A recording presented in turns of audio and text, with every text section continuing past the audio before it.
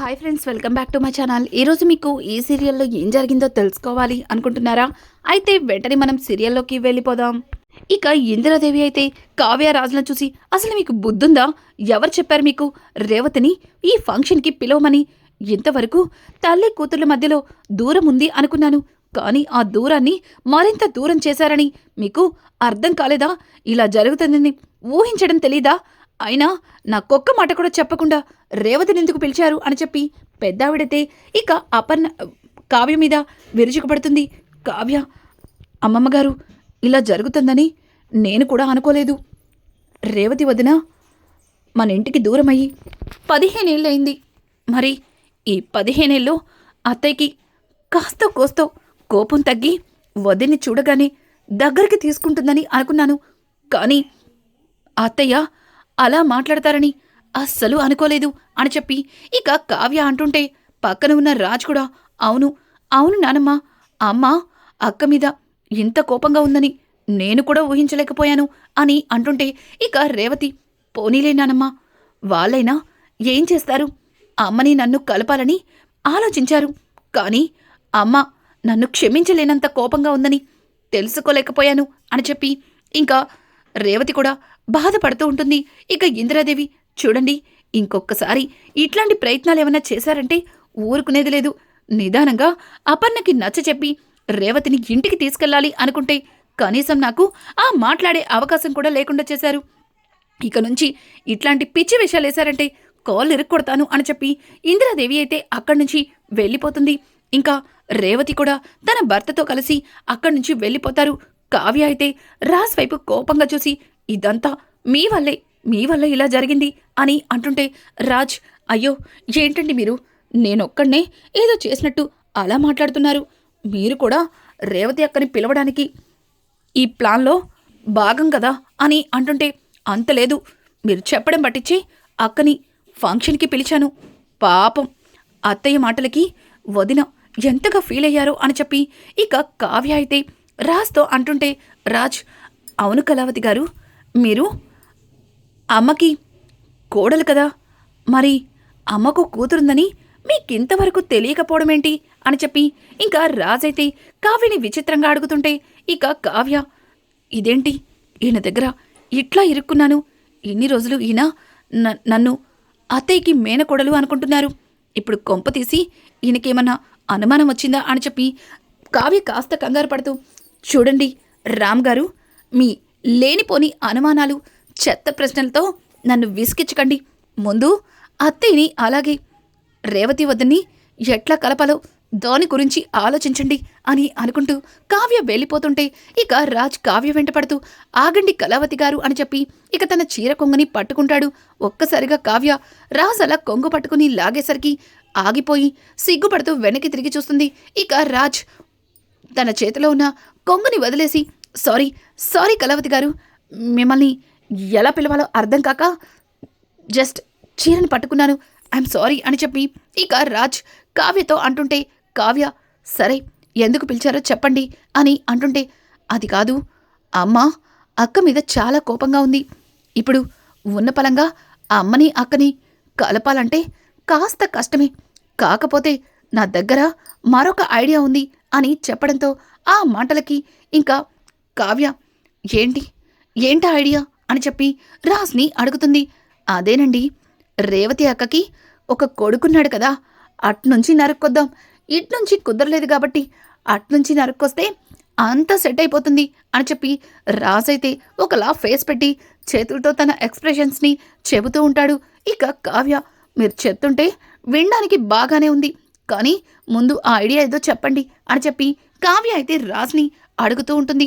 ఇక రాజ్, అదేనండి, నేను రేవతి అక్కని మేనేజ్ చేసి ఏదో ఒక రకంగా ఆ బాబుని గుడికి తీసుకొస్తాను, మీరు అమ్మని కూడా గుడికి తీసుకురండి, అక్కడ అమ్మని అలాగే రేవతి అక్క వాళ్ళ బాబుని కలిపామనుకో, ఇక వాళ్ళిద్దరి మధ్యలో ఒక బంధం ఏర్పడుతుంది.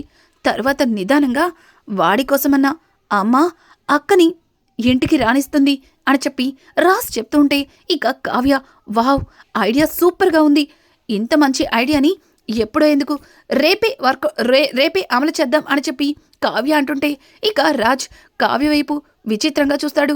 హలో కళావతి గారు, ఉన్న పలంగా రేపే అంటున్నారు, ఇప్పటికిప్పుడు అమ్మ రేపు గుడికెందుకు వస్తుంది అని అడగడంతో అయ్యో రామ్ గారు, అత్తయ్య ప్రతి శుక్రవారం గుడికి వెళ్ళడం అలవాటు, రేపు కూడా అత్తయ్య గుడికి వెళ్తారు, ఖచ్చితంగా అక్కడ మనం రేవతి వదిన బాబుని అత్తయ్యని కలిపేయాలి మరి అని చెప్పి ఇక కావ్య అంటుంటే రాజ్ వావ్ సూపర్గా ఉంది ఐడియా, ఇంత మంచి ఐడియా ఇచ్చినందుకు థ్యాంక్స్ అని చెప్పి రాజే వెళ్ళి కావ్యని హక్ చేసుకుంటాడు.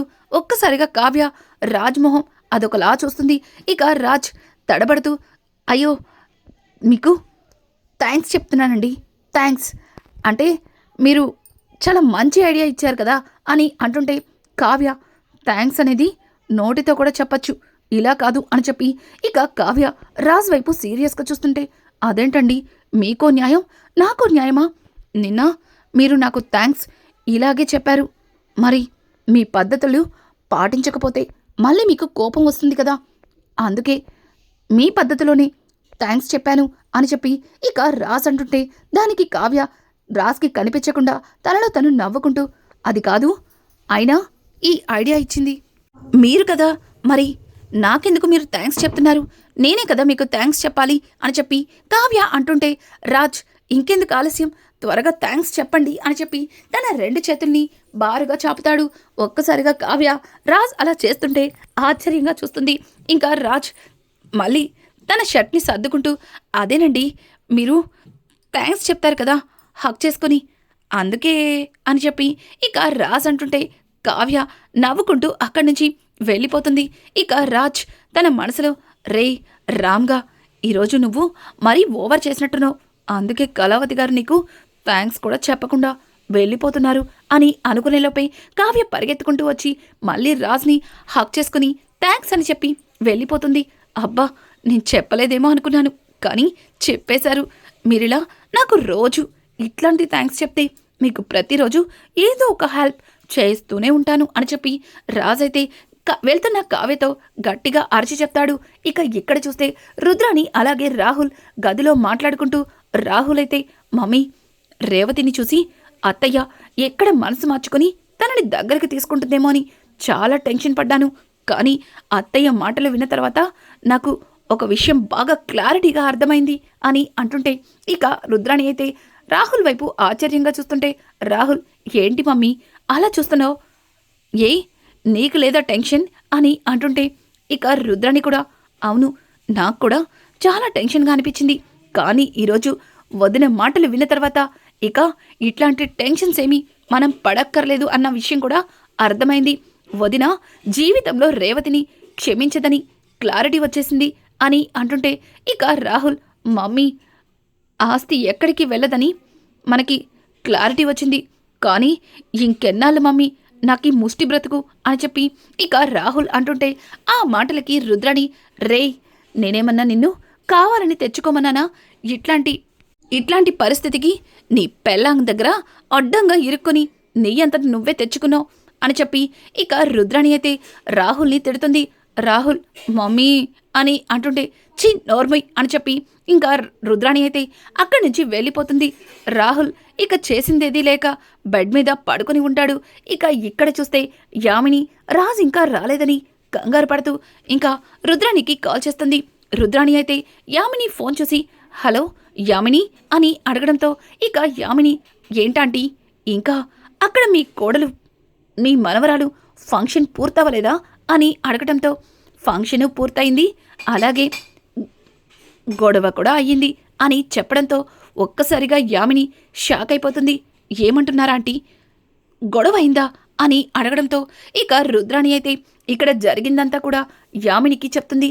ఒక్కసారిగా యామిని రుద్రాణి మాటలు విని ఏంటి రాజ్కి అక్కుందా అని అడగడంతో అవును అక్కుంది, కానీ ఆ అక్కని వాళ్ళమ్మ జీవితంలో క్షమించడమే కాదు ఇక మా అపర్ణొదిన మాటలు విన్న తర్వాత తనని ఎట్టి పరిస్థితుల్లో ఈ దుగ్గిరాల గడప కూడా ఎక్కనివ్వదని అర్థమైంది అని చెప్పి ఇంకా యామినికి రుద్రాణి చెబుతూ ఉంటే రుద్రాణి రుద్రాణి మాటలకి యామిని అయితే ఓ అయితే మనకి ఈ విషయం ఏదైనా వర్కౌట్ అవుతుందేమో అని చెప్పి యామిని ఆలోచిస్తూ సరే ఆంటీ ఇంకా బావ రాలేదని కాల్ చేశాను అని అంటుంటే ఏముంది కావ్య వెంట తిరుగుతూ ఉంటాడు రాజ్, అంతకు మించి ఇంకేం చేస్తాడు అని చెప్పి ఇక రుద్రాణి అయితే కాల్ కట్ చేస్తుంది.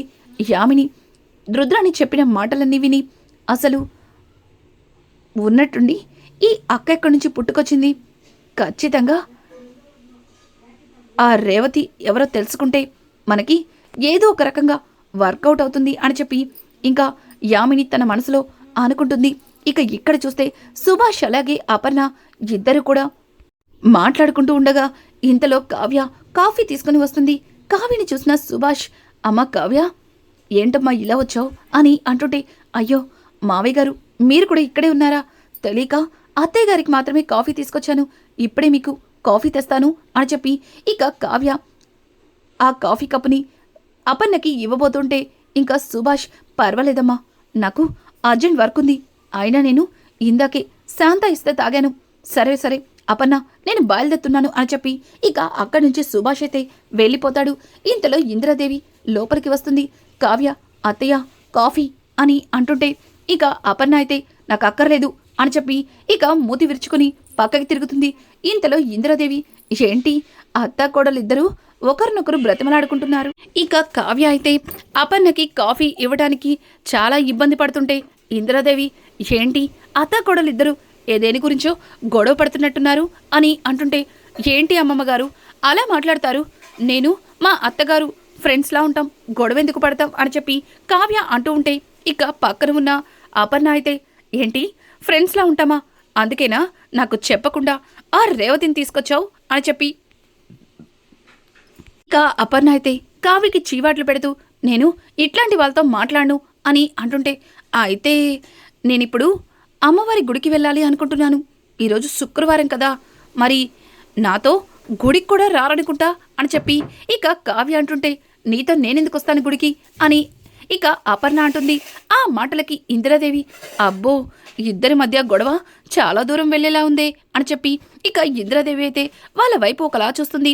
ఇంకా కావ్య అయితే ఓ అయితే నాతో గుడికి కూడా రారనమాట, పర్వాలేదు మీరు రాకపోతే నేను ఎంచక్క హ్యాపీగా ఒక్కదాన్నే వెళ్తాను అని చెప్పి కావ్య అంటుంటే నువ్వేంటే వెళ్ళేది, నీకంటే ముందు నేనే వెళ్తాను అని చెప్పి ఇక అపర్ణ అక్కడి నుంచి బయటకైతే వెళ్ళిపోతుంది. అపర్ణ అలా వెళ్ళిపోవడంతో కావ్య అలాగే ఇందిరాదేవి ఒకరినొకరు నవ్వుకుంటారు. ఇక ఇందిరాదేవి వెళ్ళి వాడికి ఫోన్ చెయ్యి, రేవతి కొడుకుని తీసుకురమ్మని చెప్పు అని చెప్పి ఇందిరాదేవి అయితే కావ్యతో చెప్పడంతో ఇక కావ్య రాజ్కి కాల్ చేస్తుంది. ఏవండి అత్తయ్య గారు అరగంటలో గుడి దగ్గరుంటారు, మీరు రేవతి వదిన బాబుని తీసుకొస్తున్నారా అని అంటుంటే అయ్యో కళావతి నేను కూడా అదే పనిలో ఉన్నాను, ఇదిగో ఇప్పుడే అక్క దగ్గరికి వెళ్తాను అని చెప్పి ఇక రాజ్ కాస్త కారులో నుంచి కిందకి దిగి రేవతి దగ్గరికి వెళ్తాడు. ఇక రేవతి అయితే రాజ్ని చూసి రాజ్ నువ్వేంట్రా అని అంటుంటే అక్క ఇట్నుంచి వెళ్తూ ఊరికే నిన్ను పలకరిద్దామని వచ్చాను అని అంటుంటే ఇంకా రేవతి ఓ అవునా కూర్చోరా కాఫీ కలుపుతాను అని అంటూ ఉంటే ఇక ఇంతలో లోపల నుంచి రేవతి కొడుకు స్కూల్ యూనిఫామ్తో బ్యాగ్ వేసుకొని ఇంకా స్కూల్కి బయలుదేరుతూ ఉంటాడు.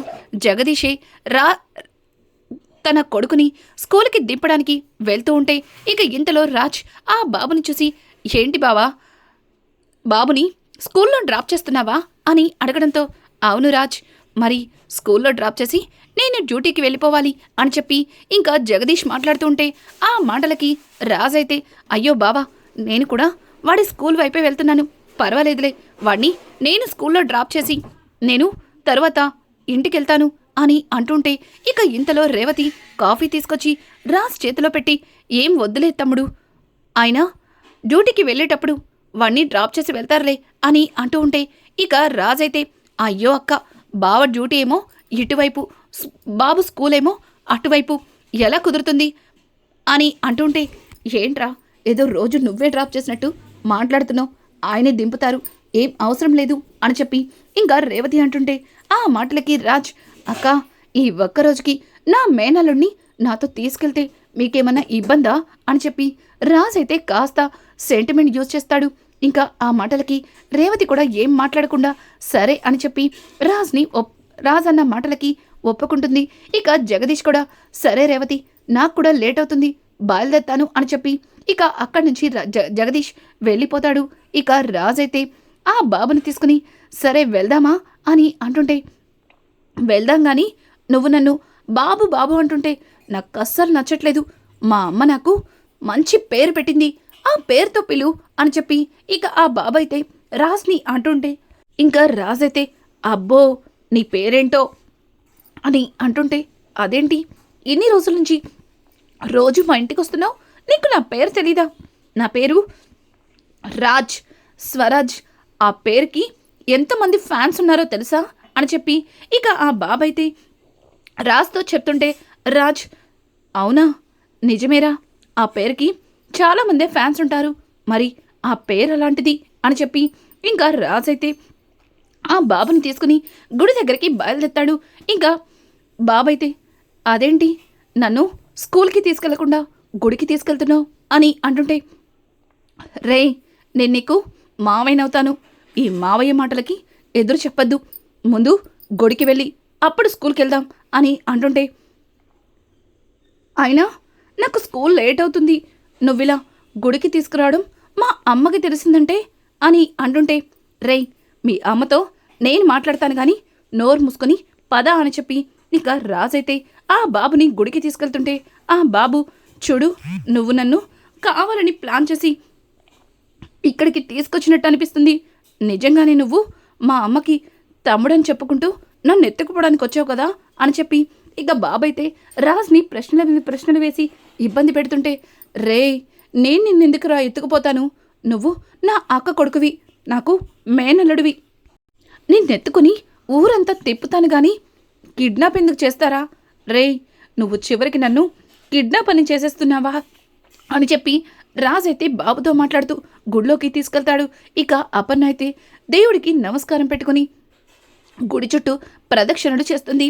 ఇక రాజ్ రే మనం కూడా ప్రదక్షిణ చేద్దాం అని చెప్పి ఇక అపర్ణకి ఆపోజిట్లో గుడి చుట్టూ తిరగడం మొదలు పెడతారు. అది చూసిన ఆ బుడ్డబాబు, మావయ్య మనం వెళ్ళాల్సింది ఇటు కాదు, నువ్వు నన్ను రివర్స్లో తీసుకెళ్తున్నావేంటి అని అంటుంటే, రే నేను చెప్పినట్టు చేయమని చెప్పానా అని చెప్పి రాజ్ అయితే బాబుని తీసుకుని ఇంకా గుడికి రివర్స్లో ప్రదక్షిణ చేస్తాడు. అపర్ణ వచ్చేసరికి ఇక రాజు ఒక మూలన దాక్కుని ఉంటాడు. ఇంతలో అపర్ణ ఆ బాబుకి డాష్ ఇస్తుంది. మళ్ళీ బాబు కింద పడిపోతాడు. ఇక ఆ బాబైతే అసలు ఎవరు నువ్వు, నన్ను ఇట్లా పడేసావు అని చెప్పి తలెత్తి చూసేసరికి అపర్ణ కనిపిస్తుంది. ఫ్రెండు నువ్వా అని చెప్పి ఇక ఆ బాబైతే అపర్ణని అంటూ ఉంటాడు. అపర్ణ అవును ఫ్రెండు నేనే, అయినా నువ్వేంటి గుడికొచ్చావు స్కూల్కి వెళ్ళకుండా అని అంటుంటే, ఏంటి ఫ్రెండు నేను గుడికి కూడా రాకూడదా, అయినా నేనెక్కడున్నానో తెలుసుకొని మరి వచ్చి నన్ను ప్రతిసారి ఇలా కావాలని కింద పడేస్తున్నావు కదా ఫ్రెండు అని చెప్పి ఇక రాజ్ అయితే ఆ రాజ్ బాబు అయితే ఇంకా అపర్ణని అడుగుతూ ఉంటాడు. అలా అపర్ణ అలాగే బాబు ఇద్దరు కూడా సరదాగా మాట్లాడుకుంటూ ఒకరికొకరు ఒక దగ్గర కూర్చుని ఉంటారు. వాళ్ళకి ఇంతకు ముందే పరిచయం ఉన్న సంగతి తెలుసుకున్న కావ్యరాజులిద్దరూ కూడా షాక్ అయిపోతారు. ఇక రానున్న ఎపిసోడ్స్లో బాబుని అడ్డం పెట్టుకుని కావ్యరాజులిద్దరూ రేవతిని అపర్ణని ఒక్కటి ఎలా చేయగలుగుతారు, ఇక రుద్రాణి అలాగే యామిని కలిసి అడ్డుపుల్లలు ఏం వేస్తున్నారు, ఇట్లాంటి లేటెస్ట్ ఎపిసోడ్స్ మీకు మరిన్ని కావాలి అనుకుంటే మా ఛానల్ని సబ్స్క్రైబ్ చేసుకోవడం మాత్రం మర్చిపోకండి. Thanks for watching.